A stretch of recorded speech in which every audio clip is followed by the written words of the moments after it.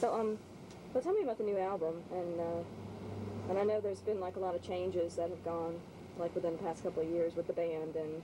Yeah, the band has sort of become a rotating table of my my greatest dreams and worst nightmares. So around and around it goes, and where it stops, my manager will never know. So Low Pop Suicide, yeah, The Death of Excellence, first couple records made, of course, with Dave Allen of Gang of Four, Shriekback fame, running World Domination Records now. We had a drummer, Jeff Ward, who passed away. So it was a trying couple of years, a lot of changes, things going on, did a lot of touring. Ended up this year myself, alone. So wrote a bunch of songs and decided to still call it Low Pop Suicide. And I think that, I feel good about that. And so I'm winning over some new fans, some of the fans of the old, more, dare we say, pop, industrial Low Pop Suicide might feel that it's a bit of a left turn, but I think as a writer and an artist, it was a necessary step for me to feel good about my growth. Is that all too intellectual for this kind of interview? No. Should we talk about stupid things again? We'll go back to the mirror. The sex mirror. The sex mirror. Tell me about this. We've been having a hell of a time cutting lines on there, I tell you. They barely stick for about a second. I was wondering what all that white powder was. Yeah. Now cocaine days are over. So what is it like being on the road now? The road is for me, after now being on the road for the last couple of years quite a bit, I sort of absorbed the truck driver mentality. I look forward to the truck stops. They have plenty of gift shops, a lot of interesting items.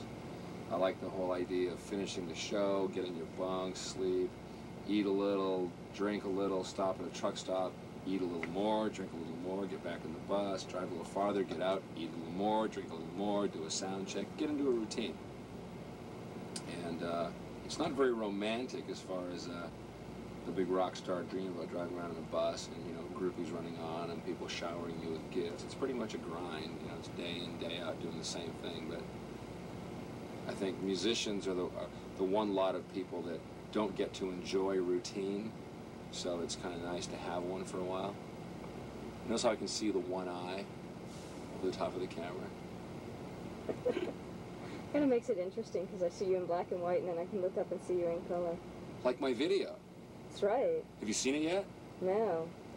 I have a rough cut. Do you? Yeah, it's for Life and Death, and we decided to shoot it kind of like almost like me as a ringmaster of my own circus in my head. And so when you see me singing the song, I'm in black and white, and all the little things that happen, then they come on in color.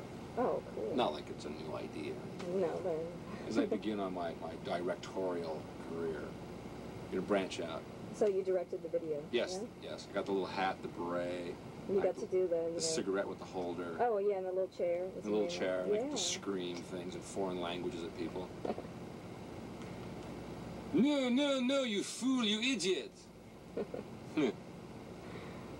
I said pan left, not pan right.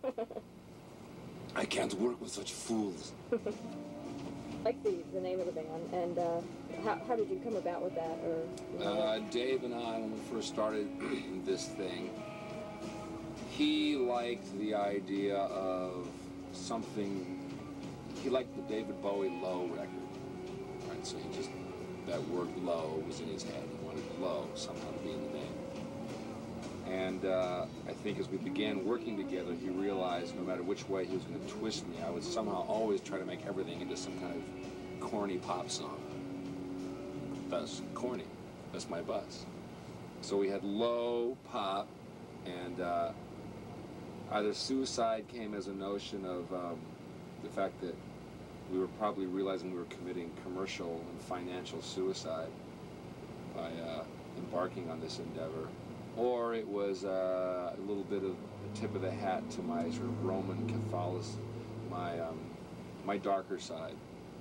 Dave was always very amused by my very dramatic awareness of mortality, as all Roman Catholics have. You live in fear of life and you live in fear of death, so there you are. You don't know which way to go.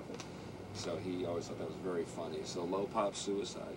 Now, course, as time has gone on, and in all forms of art, I think, things are created, and then time goes by, and you realize later why it was created, more so than at the moment. And Low Pop Suicide now kind of is the idea of the band has grown into the name. Like, I mean, even as morbid as it is, the fact that Jeff did take his own life, and the fact that I have sort of achieved this kind of, you know, underground, twisted, corny pop thing with this band, you know, it all sort of fills into Low Pop Suicide. So I wouldn't say that the name came from a grand scheme of how to have a cool name. Just three words that sounded good, and somehow, by hook or by crook or by fate, I've sort of lived out the name a little more than I'd like to. That's interesting that some of the names on the new album kind of revolve around, you know, the title, you know, like Suicide Ego and yeah, and that wasn't intentional. right, Life and Death. I mean, Yeah. it just was. Well, I guess my psychosis is consistent. Is that right? Psychosis. Yeah, psychosis. No, the Death of Excellence is an album inspired by the idea of immortality, and whether it is a natural instinct in mankind to want to achieve something that lives beyond their mortal existence, or if it's some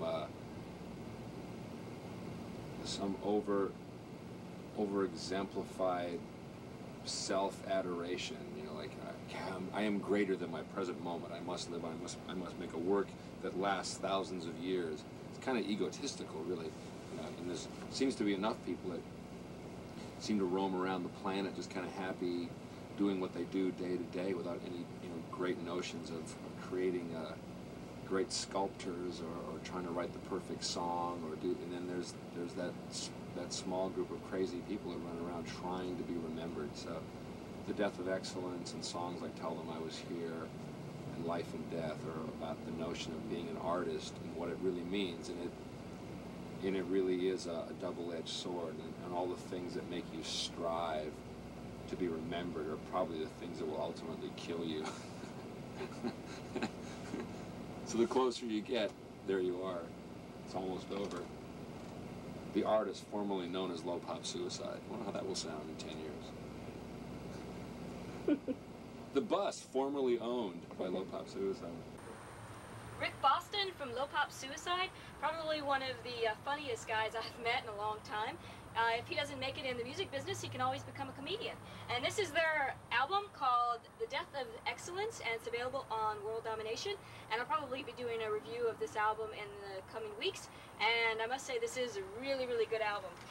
Right now we have a band called The Goops, and we did a CD review of this album, which is available on Blackout Records. And they actually have a video for a song on here called Booze Cabana. So let's have a look at that video.